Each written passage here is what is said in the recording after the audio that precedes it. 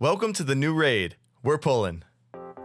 Hey guys, it's Jimfro from Ready Check Pull, and this is the Need to Know strategy guide for normal and heroic Stormwall Blockade. There's a short message at the end of this video, so don't click off right away. Okay, before you pull, split your raid into two evenly distributed groups. One group will click the left bird to start on Sister Catherine, and the other group will click the right bird to start on Brother Joseph.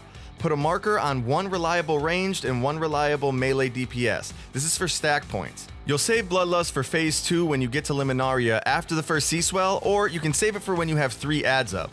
In Phase 1, start by tanking Brother Joseph and Sister Catherine in the middle of the boats.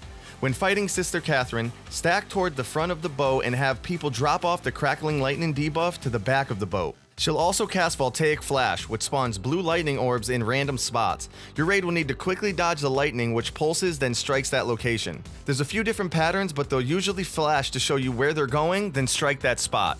When fighting Brother Joseph, you'll want your range to spread at the front and back of the boats, leaving the sides clear for melee if possible. When you get the Sea Storm debuff, you have what feels like less than a second to move the blue ring to the edge of the boat. Just try and stack these as close as possible. The Tempting Siren ad will occasionally spawn. This ad will cast the Tempting Song Charm on a random raid member, drawing the player towards the ad until they're knocked off the boat to their death. The player targeted needs to run away from the ad while the rest of the players on the boat quickly DPS the ad down. Both Sister Catherine and Brother Joseph will cast Tidal Shroud, which is an absorb shield that needs to be broken to interrupt the cast on the boss. These two bosses seem pretty simple, but you will need to make sure that you're DPSing them at the same rate. They need to hit 50% and 0% at the same time. If one dies before the other, bad things happen, so manage the boss's health effectively. When they die, you'll be able to click the orb to get to Liminaria, which starts Phase 2. After everyone is ported, you'll have the melee stack on the left side, close to the boss, while the range stacks on the left side away from the boss. The reason you stack is to manage the freezing tide pool greenish stuff on the ground. When the boss finishes casting Sea Swell, the raid will get a bunch of swirlies on the ground. You'll need to move quickly to avoid getting hit. Then stack back up on the marked player as close to the previous greenish stuff as possible. The better you are at stacking, the easier it'll be to manage the stuff on the ground. Soon after starting Phase 2, one random player will get targeted with the Storm's Whale debuff. This player will have 10 seconds to run over the greenish stuff on the ground and then get to the back of the platform before the debuff expires. When the debuff expires, it'll spawn an energized storm ad that quickly moves towards the boss. This ad needs to be slowed and range DPS need to focus it down quickly. If the ad starts getting close to the boss, have your melee DPS switch to it to help finish it off. You don't want the ad to give the boss any extra energy.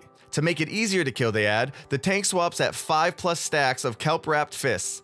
Run on top of the ad and get the spelled/drop the tank debuff onto the ad. This will increase the damage the ad takes. When the ad dies, it'll spawn an energized remnant. That's this little lightning orb on the ground. This does small pulsing damage that ramps up if left too long. Have a speedy player, like a Tiger's Lusted Druid, pick up the energized remnant to get the Storm's Whale debuff, just like before. 10 seconds to clean up greenish stuff and get to the back of the platform. Over time, more ads will spawn, making it more difficult to control and kill them. You can either Bloodlust at the start of Phase 2 or when the third ad spawns to clean them up. That's pretty much it. Kill the Phase 1 bosses at the same time, and in Phase 2, don't let the Energized Storm ad get to the boss. Okay, here's a quick message. I can't believe the support on the Ready Check Pull Discord. It's literally the reason why I made this video and why I'm going to make the Jaina one and continue on with Mythic. I think the support that people are showing is absolutely insane. We've gotten several people to help us out on Patreon, and I just want to say that that's the reason why I'm able to get this content out for you. I would love to be able to get it out faster and with better quality, so if there's anyone else that wants to help support, visit us on the Ready Check Pull Discord. Also, you can check us out on Patreon. It helps so much to be able to free up some time so I can make these videos for you guys. Love you all. Thank you. You're awesome.